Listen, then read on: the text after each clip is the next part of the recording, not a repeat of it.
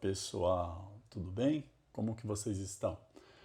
Hoje nós vamos estudar o conceito de linguagem híbrida. Na aula anterior nós vimos didaticamente o que significava então linguagem verbal e não verbal. Hoje nós vamos estudar as duas juntas, que é assim que acontece no nosso cotidiano normalmente.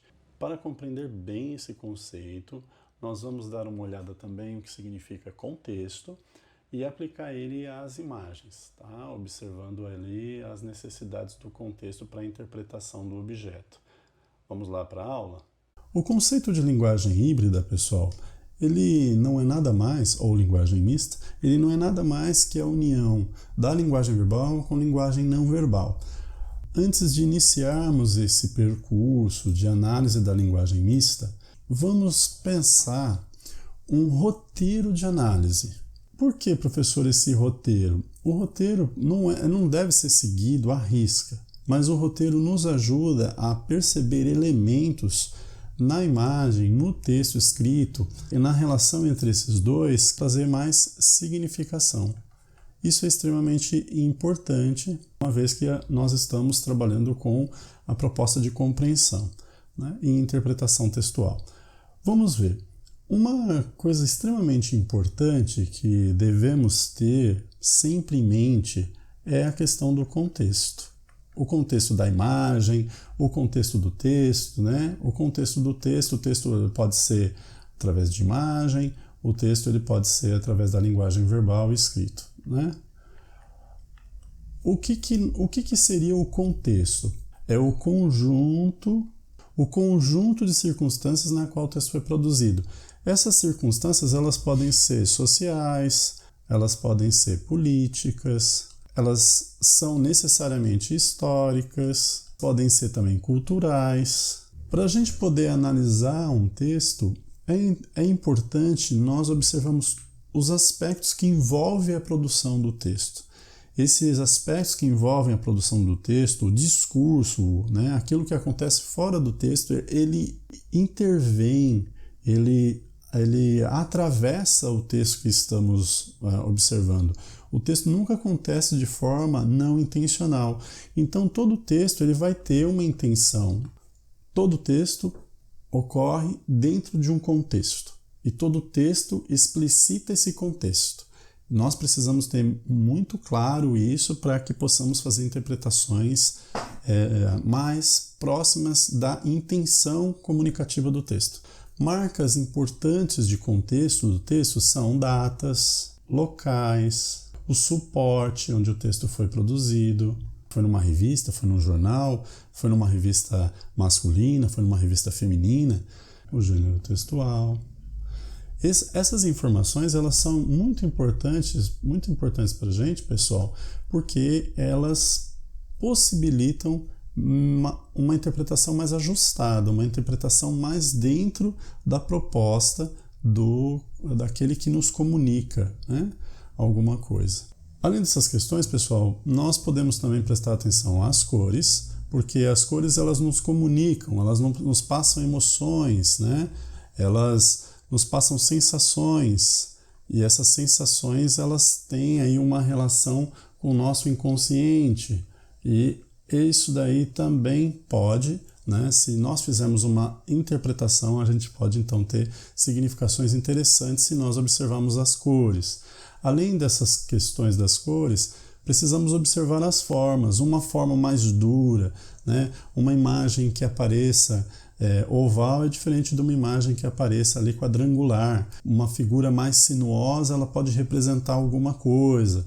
Observem as capas de revistas femininas, né? As capas de revistas femininas, elas trazem sempre imagens sinuosas. Tem ali alguma intenção. Enquanto as capas masculinas, elas podem trazer outras propostas, né? Essas formas, elas aparecem também através ali da fonte, né? As fontes elas também são representativas, elas têm uma significação. As fontes elas são um bom exemplo de linguagem mista, tá bem? Qual outra coisa bastante importante? Então nós temos aí as formas, as cores, o contexto. Uma outra coisa importante, pessoal, é nós pensarmos no plano, né? esse plano que eu estou falando, ele é o plano da imagem. Nós temos o primeiro plano e nós temos por vezes o segundo e até terceiro plano. Mas o primeiro plano é mais objetivo, é aquilo que está em destaque, né? É aquilo que aparece primeiro. O segundo plano é um plano contextual, vai dizer onde aquela imagem está localizada. Ele é mais subjetivo, ele traz para a gente maneiras também da gente poder compreender qual é a intenção, né, daquela comunicação, daquele texto, daquela propaganda.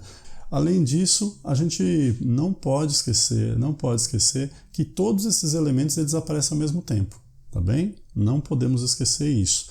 Esse pequeno roteiro, vamos pensar em um roteiro de análise, ele não esgota aqui. Tem mais coisas que nós poderíamos observar. Quem tiver interesse aí pode estudar um pouco de semiótica, tá bem? Vamos pensar então nessas imagens que estão aqui postas. Olha só, dentro dessa dinâmica que nós observamos, contexto, as cores, as formas, o plano e pensar qual é a intenção comunicativa então desse texto. Nós vamos chamar esse nosso texto aqui de texto A. Nessa imagem A, nós podemos observar a cor azul predominante, né? Essa cor azul nos remete a uma empresa, pode nos remeter a uma empresa. Olha aí, a gente já tem algum elemento, né, contextualizando isso daí. Nós temos também um celular e um homem em posição de ressuscitamento de pessoa. E essa pessoa que ele ressuscita é a mesma que se figura aqui, ó. Então nós temos um homem nessa posição e ele aparece aqui num post. Então, olha só, nós vamos encontrando elementos contextualizadores, nós vamos encontrando um gênero importante ali, né, que é o post do Instagram ou do Facebook. A gente vai observando também a questão, pessoal, aqui da publicação, quais são outros elementos que são interessantes e que faltam aqui. Se a gente pensar num contexto em que o Instagram retirou os likes, pessoal, ele aboliu os likes, então a gente vai observar aí que os likes eles causavam uma série de prejuízos, pois algumas pesquisas demonstravam que isso viciava a pessoa, né? Seja pela questão da dopamina, seja pela questão das práticas correntes, né? O Thiago York, ele tem uma maravilhosa música, né, chamada Desconstrução, que trata desse tema. Se vocês tiverem interesse, eu recomendo aí a escuta. E aí foi abolido o like, e esse like então causa esse desespero, essa relação de necessidade, né, da curtida para a sobrevivência. Tá, até aí nós temos então alguma interpretação dessa imagem. Mas o que mais nós podemos dizer dela?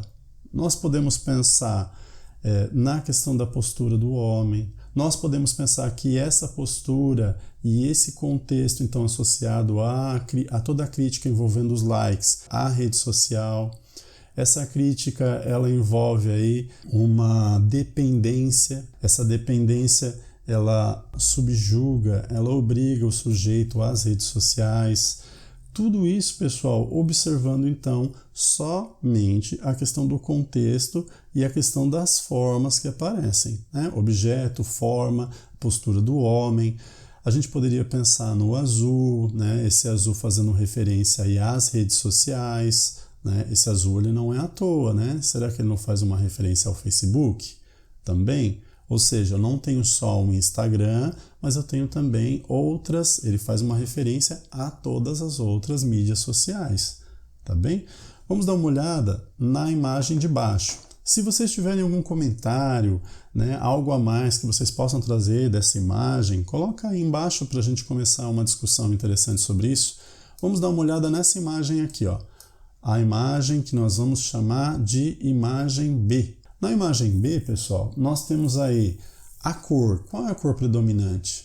Pessoal, aqui nessa imagem nós temos a cor predominante, o preto e branco, né? Preto e branco. Mas nós temos também uma cor em destaque, que é o vermelho. Vamos procurar essa cor em destaque? Olha só, eu não estou seguindo o roteiro, procurando primeiro o contexto e tudo, não. Pode ser a interpretação, ela na intenção de quem produz o material, ela também destina o nosso olhar, ela orienta o nosso olhar para o ponto que ela acha mais interessante. Vamos observar a imagem. Num primeiro plano, nós temos o menino. Então, nesse primeiro plano, nós temos o rapazinho. A cor preta e branca que nós tínhamos falado, ela é predominante no desenho em escala de cinza. No mesmo plano, nós temos a cor vermelha no avental aqui da enfermeira. Observe a máscara, né? Essa máscara ela nos remete a que contexto? Ao contexto da Covid. Esse contexto da Covid, pessoal, ela nos convida, né? A imagem nos convida a pensar aí quais são os heróis. Então, aí nós temos aí um pensar com relação aos nossos heróis, enfermeiros, médicos e todos aqueles, na verdade, que estão combatendo a Covid. Principalmente os enfermeiros e médicos, pessoal, porque eles estão na linha de frente, né? Enfermeiros e médicos. Mas não podemos esquecer aí de todo o corpo de pessoas que está trabalhando para que o mundo não pare. Então a gente tem todo o mundo do mercado trabalhando, a gente tem os garis trabalhando, temos que pensar também nos entregadores, mas enfim, vamos voltar aqui para a nossa imagem. Então aqui nós temos a imagem da enfermeira. Essa enfermeira, pessoal, ela aparece no mesmo plano da imagem do rapazinho. E olha o que nós temos lá atrás, olha. Lá atrás nós temos os antigos heróis, pessoal, o Batman e o Homem-Aranha. O que acontece? Onde eles estão? Eles estão numa lata de lixo, pessoal. Ou seja, os nossos heróis, aqueles que a gente acreditava, necessariamente não são os heróis que, segundo a imagem, são os que nós devemos valorizar hoje. Que os nossos heróis hoje são os enfermeiros, as enfermeiras, os médicos e as pessoas que estão combatendo o Covid, né? Cientistas. Isso é bastante importante. Então, nós analisamos só para a interpretação dessa imagem. Nós analisamos as cores, nós analisamos o plano. Olha só, o primeiro plano, o segundo plano lá atrás está os heróis antigos, né, na lata de lixo. Nós avaliamos, então, o contexto da Covid-19 através da máscara, da enfermeira, né, da interpretação que nós podemos fazer da imagem. E nós chegamos aí à intenção do texto para os que são os nossos heróis na atualidade. Tudo bem? Até aí nós analisamos duas imagens. Essas imagens elas foram retiradas de post de Instagram. E por fim, agora nós vamos analisar um texto da década de 50. Vamos pensar no contexto? O que estava acontecendo depois da década de 50? Quando que acabou a guerra? Não foi em 1948, a Segunda Grande Guerra Mundial? E aí a Europa estava devastada, as situações então das populações eram de extrema carência. E aí nós temos então uma leitura sobre a condição então do que é ser bonito. E naquela época, né, uma população extremamente carente, fragilizada, magérrima, devido à questão da fome, não porque eles queriam, a gente então tem um valor atribuído para a forma física para uma outra estética, que não é determinada pelos valores de hoje, né? Que apreciam aí as pessoas esquálidas, magras, como beleza, né? Eu gostaria então que a gente fizesse um pequeno parêntese aqui para observar magro, gordo, beleza, tudo depende então, pessoal, da cultura, né? Dos interesses de mercado, olha, dos interesses econômicos. Isso daí, pessoal, isso daí é utilizado para fazer com que as pessoas adotem comportamentos, tá bom? É só um pequeno parêntese muito importante. Olha só, nesse contexto de 1948, ser belo, né, ser saudável, estava em contradição com ser magro. O que nós temos então? Nós temos aí a seguinte frase, ó: livre-se do complexo da magreza. Vikelp transforma os magros de nascença em criaturas fortes e cheias de vida. Ou seja, ser forte e cheio de vida é mais importante do que ser magro, porque significa que ser magro é não ter força e não ter vida. tá? Está em contradição com a questão da magreza. Preste atenção que muda muito, então, a figura da questão da beleza, né? Ser forte e cheio de vida é um objetivo no consumo da pílula Vikelp, né? E aí, para associar o que a pílula pode fazer com a pessoa, eles colocam a imagem. Ela é, então, o padrão de beleza dessa época, né? Observem que padrões, pessoal, são utilizados pela indústria. Padrão é alguma coisa que realmente não existe. Nós somos todos diferentes. Pensar que nós temos um padrão é viver à mercê, ser escravo de demanda de mercado, né? Nós precisamos ser saudáveis, tá? Então, aqui, pessoal, nós temos um exemplo bastante interessante de análise de linguagem híbrida, na qual a intenção comunicativa do texto ela se torna mais poderosa e mais eficiente com a imagem. A linguagem híbrida é a relação da linguagem verbal com a linguagem não verbal. Eu espero que vocês tenham gostado da aula e que vocês tenham compreendido como nós somos bombardeados por imagem e como nós podemos fazer interpretação. Dar uma pausa e interpretar essa imagem. Tudo bem? Por hoje nós ficamos por aqui e na aula seguinte vamos avaliar então a nossa compreensão sobre linguagem verbal, não verbal e linguagem híbrida em exercícios. Não percam a próxima aula em Fala Língua Portuguesa. Grande abraço do Prof. Até mais.